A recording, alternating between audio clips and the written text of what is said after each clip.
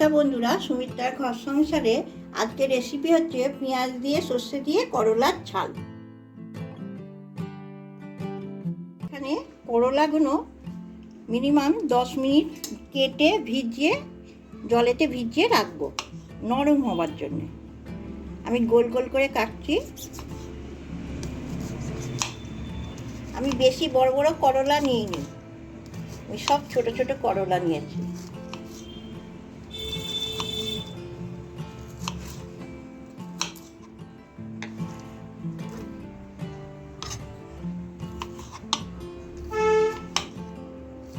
আমি পেঁয়াজটাকে গোল গোল কেটে নিয়েছি, রসুনগুলোকেও গোল গোল কেটে নিয়েছি।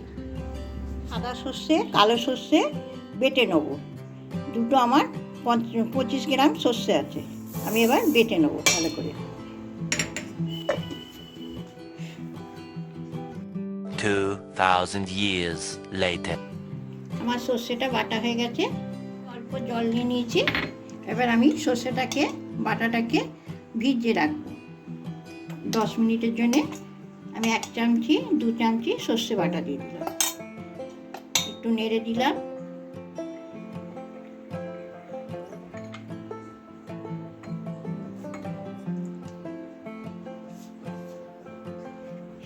করলাটা 10 মিনিটে ভিজিয়ে রেখে দিয়েছিলাম, খুব নরম হয়ে গেছে।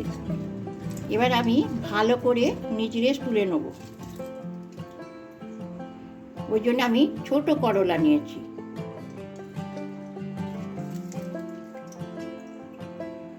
দানাগুলো বেরিয়ে যাচ্ছে। কড়াতে আমি সর্ষের তেল দিয়ে নিচ্ছি।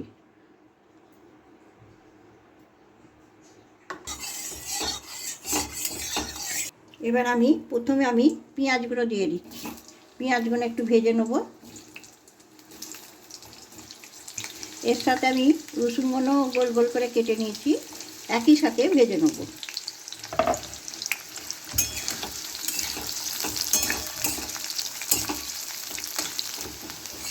আমি এবার পেঁয়াজটা ভাজা হয়ে গেছে, তুলে নেব। এবার আমি করলাগুলোকে ভালো করে ভেজে নেব।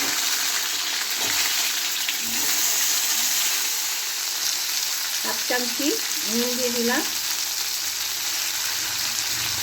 1 চামচি হলুদ গুঁড়ো দিয়ে দিলাম, লঙ্কা গুঁড়ো দিয়ে দিলাম হাফ চামচি। এটাকে মচমচে করে একদম ভেজে নেব, কাঁচা একদম থাকবে না।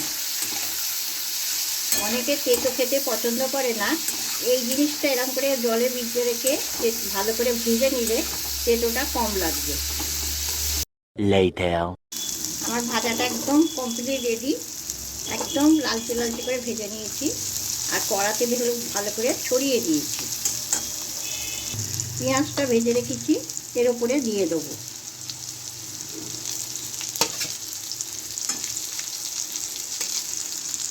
আমি এবার সর্ষে বাটাটা দিয়ে দিচ্ছি, তারপরে নেড়ে নেবো।